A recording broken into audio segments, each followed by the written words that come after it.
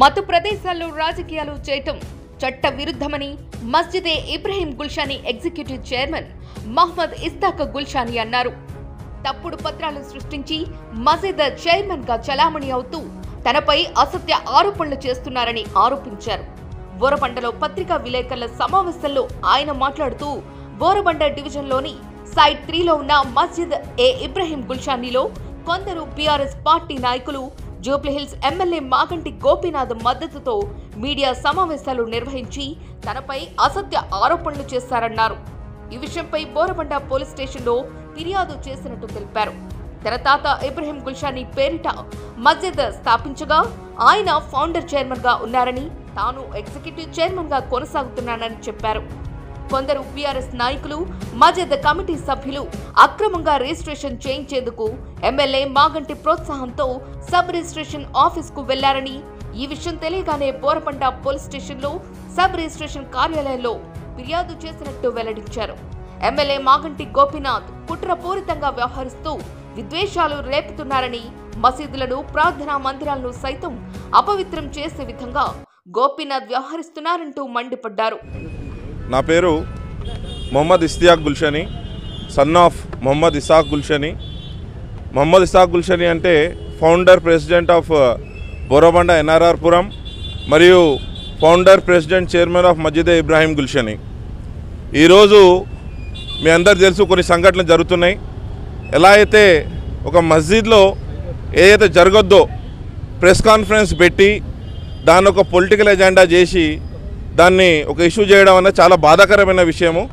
ఆ విషయం జరిగినందుకు, అది మాకు తెలిసినందుకు మేము కూడా దీనికి స్పందించి బోరబండ రావడం జరిగింది.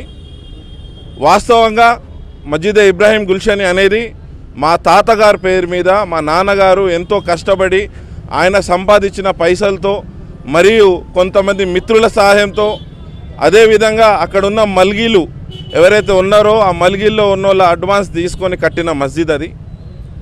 ఎవరో కొంచెం పొలిటికల్ పవర్ చూసుకొని పొలిటికల్ అండదండతో దానిపై ఒక ఫేక్ ట్రస్ట్ని నిర్మించి, అసలు వాళ్ళు ఎవరో కాదు, మా నాన్నగారు అప్పట్లో నియమించిన ఒక షేక్ బాషా, హాజీ మన్నాన్ వీళ్ళను మా నాన్నగారు నమ్మి మా ట్రస్ట్లో పెట్టుకున్నారు.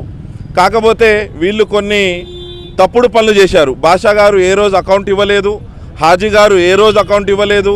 వాళ్ళని అడిగినప్పుడు, వాళ్ళని నిలదీసినప్పుడు వాళ్ళు రావడం బంద్ చేసి, వాళ్ళు రాకుండా పోతే మేము వాళ్ళను తొలగించడం జరిగింది. ఆ తొలగించినట్టు ప్రతి ఒక్క మినిట్స్ మీటింగ్లో ఉన్నాయి. ఆ మినిట్స్ బుక్ ఉంది, ఆ మినిట్స్ బుక్లో సైన్ చేసింది ఉంది, ప్రతి ఒక్కటి మనకు ఎవిడెన్స్లో ఉంది. అయితే 2017లో మా నాన్నగారు బతుకున్నప్పుడే నన్ను ఎగ్జిక్యూటివ్ చైర్మన్గా అపాయింట్ చేశారు. ఆ 2017 నుంచి నేను మస్జిద్ని మానిటరింగ్ చేస్తున్నాను. రెగ్యులర్గా రావడం, చూసుకొని పోవడం, ప్రతి ఒక్కటి చేశాను.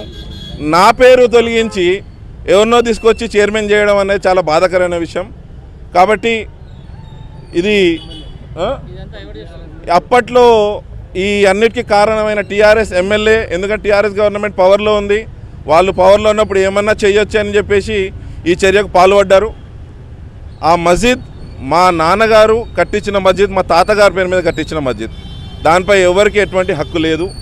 అందుకోసమే మేమేం చేశామంటే అదొక పవిత్రమైన స్థలము, అక్కడ ఎటువంటి గొడవలు చేయొద్దు, ప్రెస్ కాన్ఫరెన్స్ చేయొద్దు, ఎందుకంటే చేయలేక కాదు చేయొద్దు అన్న ఉద్దేశంతోనే కోర్టుని ఆశ్రయించడం జరిగింది. కేసు కోర్టులో ఉంది. వీళ్ళు మా మీద ఒక ఎలిగేషన్ ఇచ్చారు లెక్కలు చెప్పలేదని.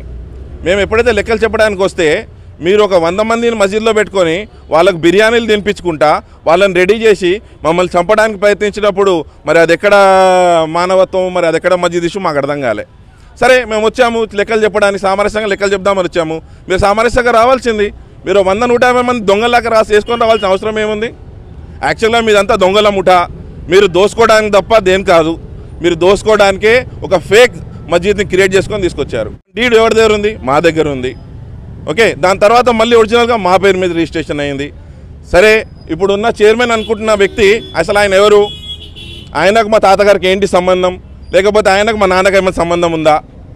సరే, ఇసాక్ గుల్షానీ గారి కొడుకు నేను, ఇబ్రాహీం గారి కొడుకు ఇసాక్ గుల్షానీ, ఇక్కడ వరకు బాగానే ఉంది. ఇప్పుడున్న చైర్మన్ ఆయన ఎట్లా ఒక మా ట్రస్ట్కి ఆయన ఎట్లా చైర్మన్ అయ్యింది మాకు అర్థం కావట్లేదు. కాబట్టి వీళ్ళు ఏం చేస్తున్నారంటే వీళ్ళ యొక్క సొంత గెయిన్ కోసం, వీళ్ళ యొక్క సొంత పొలిటికల్ ప్రొపగండా కోసం ఒక సపోర్ట్ తీసుకొని వీళ్ళు ఇవన్నీ చేస్తున్నారు. దీన్ని మేము చాలా తీవ్రంగా ఖండిస్తాం. ఈరోజు ఇదే విషయంపై బోరబండ పిఎస్లో కంప్లైంట్ ఇవ్వడం జరిగింది. ఖచ్చితంగా వీళ్ళ మీద మేము చర్య తీసుకుంటాము. ఇంకొకసారి ఇటువంటి పవిత్రమైన స్థలాలు, గుడి కావచ్చు, లేకపోతే చర్చ కావచ్చు, లేకపోతే మసీదు కావచ్చు, పొలిటికల్ దానికి వాడొద్దు. పొలిటికల్గా దాంట్లో ప్రెస్ కాన్ఫరెన్స్ చేసి ఇవన్నీ చేయడానికి అదొక సరైన ప్లేస్ కాదు.